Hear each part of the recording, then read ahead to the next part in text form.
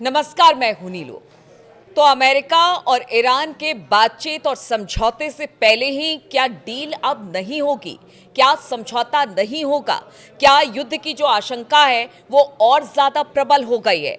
ये हम ऐसा इसलिए कह रहे हैं कि नेतन्याहू ने एक बयान दिया है। अब वो बयान क्या है और क्यों आखिर समझौते से पहले ही युद्ध की स्थिति आ गई है? बातचीत करने के लिए मयंक मेरे साथ हैं। मयंक, नेतन्याहू का एक बयान जो कि अब चिंता की बात है, क्योंकि शनिवार को बातचीत ईरान और अमेरिका के बीच में होना है। लेकिन उससे पहले नेतन्याहू का एक बयान जो सामने आया, उससे लग रहा है कि अब समझौता तो नहीं, युद्ध ही होगा। बिल्कुल ठीक कहा आपने। ये बहुत बड़ी खबर है। हम अपने दर्शकों को देना चाहते हैं कि ये कहा जाने लगा है इंटरनेशनल मीडिया में और सोशल मीडिया में चर्चा छिड़ गई है कि शनिवार को जो बातचीत होने वाली है अमेरिका और ईरान की, उस बातचीत के पहले ही ये तय हो गया है कि किसी भी तरह की डील नहीं हो पाएगी। और इसकी बड़ी वजह है नेतन्याहू का एक बयान। नेतन्याहू अमेरिका के दौरे पे थे, उन्होंने राष्ट्रपति ट्रंप से मुलाकात की। उसके बाद एक नेतन्याहू का बयान आया है और उस बयान ने ये तय कर दिया है कि ईरान और अमेरिका के बीच डील होना बेहद मुश्किल है। अब ये क्या बयान है नेतन्याहू का, इसको बड़े ध्यान से समझने की जरूरत है। नेतन्याहू का कहना है कि अमेरिका और तेहरान के बीच समझौता तभी मुमकिन है जब ईरान की न्यूक्लियर फैसिलिटी को फिजिकली उड़ा दिया जाए, तबाह कर दिया जाए। नेतन्याहू की बात से ये इशारा मिलने लगा है कि अब ये डील नहीं हो सकती। नेतन्याहू का कहना है कि ईरान से न्यूक्लियर डील तब हो सकती है जब ईरान की न्यूक्लियर फैसिलिटी को डिस्ट्रॉय कर दिया जाए, तबाह कर दिया जाए। अब ये नेतन्याहू की जो बात है, जिस समय ये बयान आया है, इस बयान के बाद ये इशारे मिलने शुरू हो गए हैं कि शायद डील हो ही ना। अब देखिए कि नेतन्याहू यहाँ पे एक एग्जाम्पल भी दे रहे हैं। उनका कहना ऐसा है कि ईरान के न्यूक्लियर जो फैसिलिटी है उसके साथ वही होना चाहिए जैसा कि लीबिया में 2003 में हुआ था। अब लीबिया में 2003 में क्या हुआ था, वहाँ पे अमेरिकी सेना ने जो वहाँ उनका रिसर्च एटॉमिक रिसर्च जो यूनिट थी, उसमें अमेरिकी सेना अंदर जाती है। वहाँ पे न्यूक्लियर रिएक्टर्स पे जो कंपोनेंट्स लगे हुए थे उनको डिस्ट्रॉय किया गया। जो बच गए उसको वहाँ से निकाल के हटा दिया गया, अपने साथ ले गई अमेरिकन फोर्सेस। तो ये जो लीबिया में हुआ था, ये ईरान के साथ तो संभव नहीं है कि किसी देश की दूसरे, ईरान एक संप्रभु देश है, ईरान के अपने अधिकार हैं। और अगर आप ये सोचते हैं कि वहाँ पे कोई, ये नेतन्याहू का विचार है, अब ये बड़ा मतलब बड़ा अजीबोगरीब है।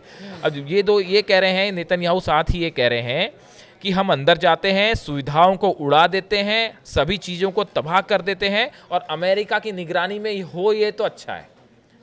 अब ये अपने आप में जो बात नेतन्याहू कह रहे हैं कि भाई ईरान के नतान्ज और जो दूसरे न्यूक्लियर इंस्टॉलमेंट्स हैं, जो साइट्स हैं, वहाँ पे अमेरिकी या इंटरनेशनल फोर्स अंदर चली जाए और वहाँ पे जो है उसको डिस्ट्रॉय कर दे, कंपोनेंट्स को तबाह कर दे और कंपोनेंट्स जो बचे वो लेके चले जाए। तो देखिए, क्या मतलब समझौते से पहले नेतन्याहू का ये बयान, क्या नेतन्याहू चाहते ही नहीं कि किसी तरह से समझौता या बातचीत हो? एक ये बड़ी हैरान करने वाली स्थिति है। ये शायद नेतन्याहू की स्ट्रेटेजी है, ये इजराइल की आप स्ट्रेटेजी कह लीजिए कि जब हमास से समझौता होने लगता है तो नेतन्याहू का कोई ऐसा बयान आ जाएगा, कोई ऐसी शर्त आ जाएगी कि समझौता खतरे में पड़ जाएगा। सीज फायर हुआ, नेतन्याहू ने सीज फायर तोड़ दिया, इजराइल की तरफ से सीज फायर तोड़ दिया गया। ऐसी शर्तें लगाई दी जाती हैं कि वो शायद समझौता हमास को वो स्वीकार ही नहीं, हमास क्या किसी को भी स्वीकार नहीं होगा, तो वो डील नहीं हो पाई। अब ये ईरान के साथ देखिए, बड़ी गौर करने वाली बात है ये ईरान के साथ ट्रंप ने ये संकेत दिए, ट्रंप का ये बयान आया कि भाई हम जो है ईरान के साथ बात करने को तैयार हैं। ईरान की तरफ से भी ये कह दिया गया, जो अराक्ची उनके विदेश मंत्री, उन्होंने भी इस बात को कंफर्म किया कि ओमान में हमारी बातचीत हो रही है। डायरेक्ट इनडायरेक्ट बात को लेके जो है वो, चलिए, रूस की तरफ से बयान आया कि मैटर जो है वो सेटल हो जाएगा, कि डायरेक्ट टॉक होती है कि इनडायरेक्ट टॉक होती है, वो बड़ा मुद्दा नहीं है। टॉक होती है या नहीं और किस तरह से आगे बढ़ती है, बड़ा मुद्दा है। तो ये सब कुछ तय था। अब ये सब कुछ तय होके इस दिशा में आगे बढ़ रहा है कि शायद युद्ध का खतरा टल जाए। मिडिल ईस्ट में कोई वॉर नहीं चाहता, ना खामेनेई वॉर चाह रहे हैं, ना ईरान वॉर नहीं चाह रहा, ना कोई और देश ये चाहेगा, ना रूस चाहेगा, ना मिडिल ईस्ट के दूसरे देश चाहेंगे। आसपास के पूरे पड़ोसी मुल्क जो मुस्लिम इस्लामिक कंट्रीज है, कोई नहीं चाहेगा कि युद्ध हो जाए इस समय। वर्ल्ड की इकोनॉमी की हालत देखिए आप क्या है। लेकिन इस बीच में नेतन्याहू का ये कहना साहब कि हम तो मतलब डील तभी संभव है जब ईरान की न्यूक्लियर साइट को उड़ा दिया जाए, अंदर जाके जो है सेना उसको उसमें तोड़फोड़ मचा दे और वहां के जो कंपोनेंट्स है वो लेके अपने साथ चली जाए। अरे भाई, तो आपने ईरान को लीबिया समझ रखा है?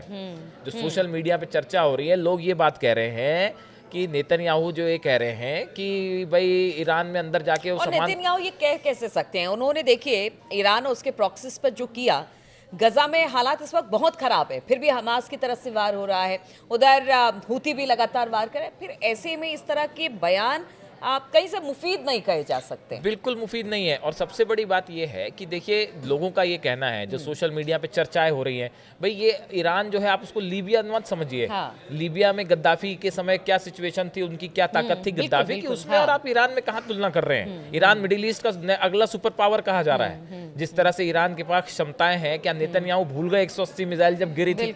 क्या वो दिन भूल गए? रोक पाए आप उनको? नहीं रोक पाए ना। तो ठीक है, आप पावरफुल हैं, आपको अपने अधिकार हैं। इजराइल को अपनी सुरक्षा का अधिकार है। इजराइल को अगर कहीं से किसी से खतरा है, किसी भी देश को अपनी सुरक्षा का अधिकार है। इजराइल को है तो ईरान को भी है। तो आप जो है, अब दो स्थिति है यहाँ से। अब ये डिपेंड करता है, देखिए एक बड़ी गौर करने वाली बात है, अब्बास अराक्ची का जो विदेश मंत्री हैं ईरान के, उनका जो बयान आया, उन्होंने बड़ी सफाई से ये बात कही थी कि भाई अब बॉल जो है वो अमेरिका कोर्ट में है। अब आप तय करिए कि यहाँ से कैसे आगे बढ़ना है। अगर आप चाहते हैं कि एक सम्मानजनक तरीके से न्यूक्लियर डील हो जाए, हम उसके लिए तैयार हैं। ईरान का कहना है हम कोई परमाणु हथियार नहीं बना रहे और ना हम पहले किसी पे हमला करने जा रहे हैं। खामेनी ने भी ये साफ कर दिया कि हम किसी पे पहले हमला नहीं करेंगे। लेकिन अगर आप हम पे हमला करोगे या हमको धमकाओगे तो ना हम डील करेंगे, और हमला करोगे तो छोड़ेंगे भी नहीं। तो अब ये इस स्थिति में ये बयान नेतन्याहू का बिल्कुल वैसे ही नेचर का है कि साहब सीज फायर को खटाई में डालने वाली बात थी जैसे हमास के साथ, वैसी ये डील जो है। क्या नेतन्याहू ये चाहते हैं कि ईरान के साथ डील ना हो?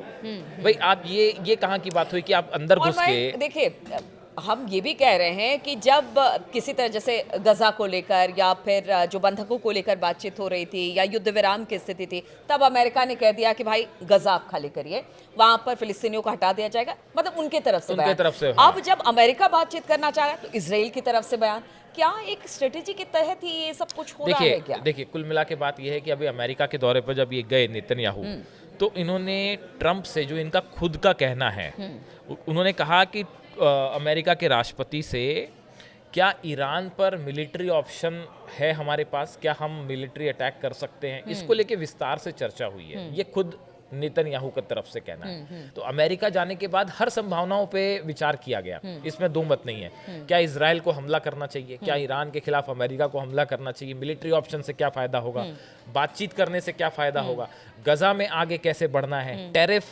सिचुएशन को लेके कैसे निपटना है, सीरिया में क्या कहना है। नेतन्याहू का ये भी कहना है कि जो है सीरिया में हालात बहुत अच्छे नहीं सीरिया में हालात ज़्यादा अच्छे नहीं हैं, और वहाँ पे नेतन्याहू का कहना ऐसा है कि तुर्की वहाँ पे अपना मिलिट्री बेस बना रहा है जिससे हमको खतरा है।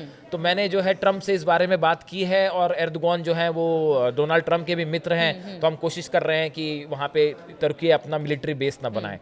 तो एक हालात देखिए ये समझना चाहिए कि सब तरफ से इजराइल जो है वो किसी खतरे से घिरा हुआ है, चाहे वो लेबनान से हो, चाहे सीरिया से हो, चाहे गाजा में हो, और ईरान से।